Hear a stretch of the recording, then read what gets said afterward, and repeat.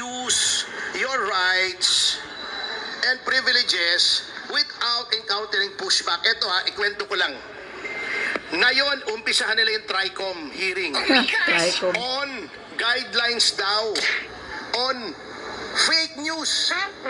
Kasi, eto, get this. Kaya nila ginawa yung TRICOM na yon dahil may mga fake news daw na targeted against members of the Quadcom. Unang-una, kung alam mo ang iyong konstitusyon, you cannot do that. You cannot start legislation for the benefit of a particular class of people. That is class legislation that is prohibited under the Constitution.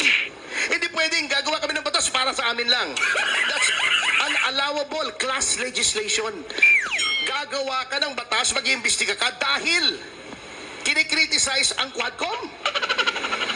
Saang planeta na naman pwede yan? Baka sa alternate universe. Hindi po pwede yun.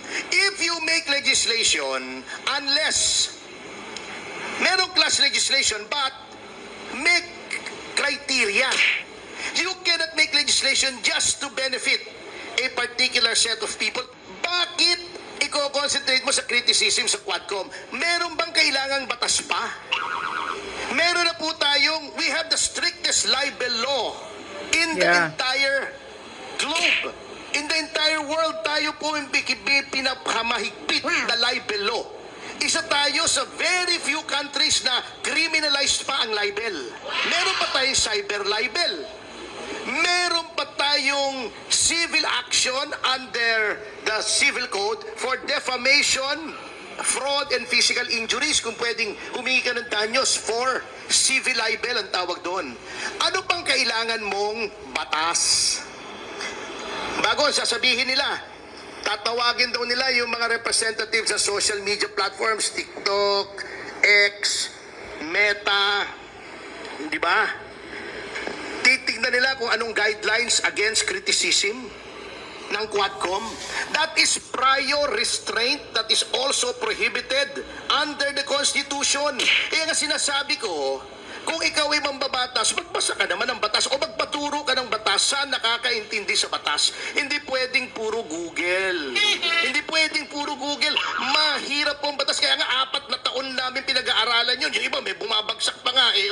Uulit-ulit. That is an abomination in a democratic government. Censorship. Kaya nga wala na yung Board of Censors, di ba? That is prior restraint. Hindi mo pwedeng gawin yon. Ngayon, uubusin mo na naman yung pera ng gobyerno. Maglalagay ka na naman ng batas na useless. Na pagdating sa Korte Suprema, i-strike down for being unconstitutional.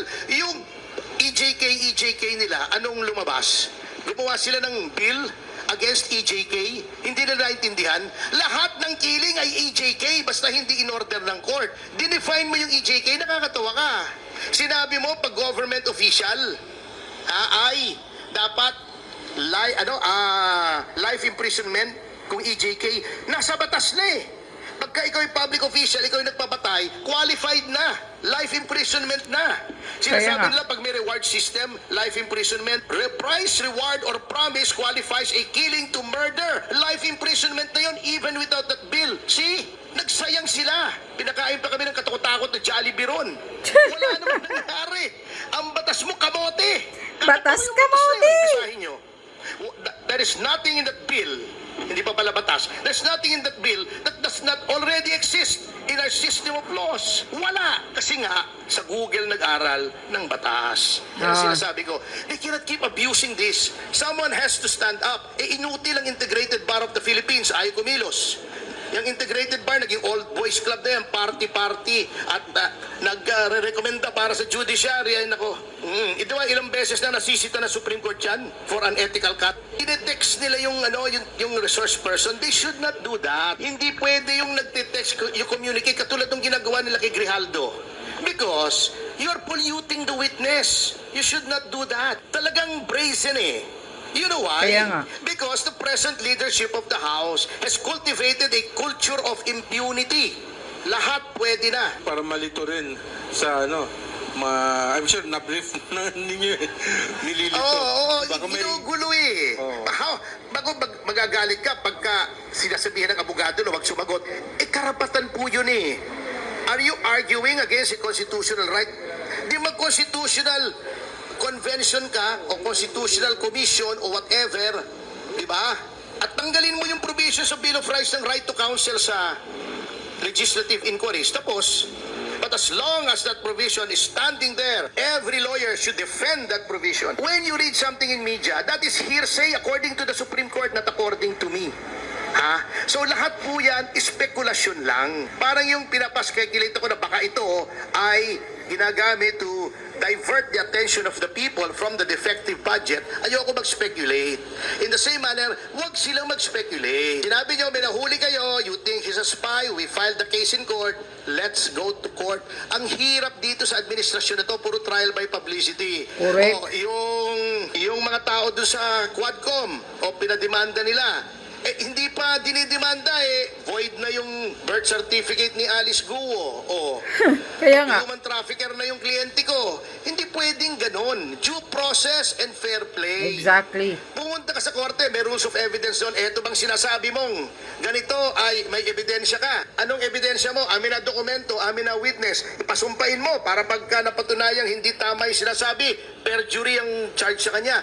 That is how these things are done, hindi sa media. Otherwise, kung ano na lang trending, yun na lang ang guilty. Okay, sir. Kaya nga. I wanted to pick your brain Okay lang po. a little bit. Nakakahiya Kasi, kayo mga Meron Quadcom. ka Mag-aaral because, kasi kayo ng batas. Your self-driving endeavor or for yourself, for your company that focuses on autonomous self-driving, it's a remote area and you'd rather focus on city streets and roads, di ba? That is precisely what is the definition of espionage. Dapat pumasok ka. No, sir.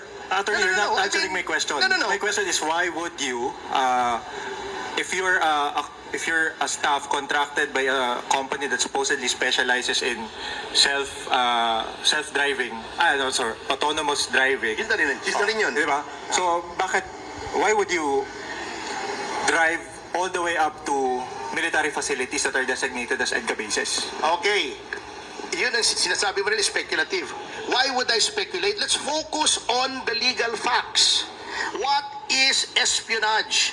Dapat pumasok ka sa kampo without authority at kinunan mo yung loob ng kampo at itinransmit mo to representatives of a foreign government. Pinasok ba niya?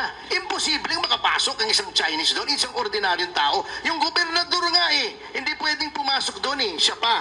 Yun labas, ilabas yun Anyone can take a picture of that. If it's along the road, I don't know why they did it, but then whatever reason they may have is irrelevant. Did he commit espionage by doing so? Yun ang focus natin. As a person is not a spy unless he committed espionage. And the term is defined under the law with certain specific elements. Without those elements, you cannot call him a spy. But in fairness, attorney to government, they're not saying that he's a spy. He is suspected of espionage. Diba? Hindi, yun ang implication, yun ang slant basahin natin. No, you have to read closely what the government officials said, diba? Mr. Deng is suspected of Yes, ito espionage. sasabihin nila. And his acts are suspect, diba? Yes, I mean, by the very nature of what he supposedly did and how he was presented by government, he's visiting what is described as critical infrastructure areas, including military facilities. Hindi ba? Was that the only place? Ito how old are you? I am 32, sir. Okay. 1988 pa, nasa media na ako ni Doy Laurel. And we all know, I mean, let's not be naive. It's not what it's written. It's how it's presented. It's called the slant. After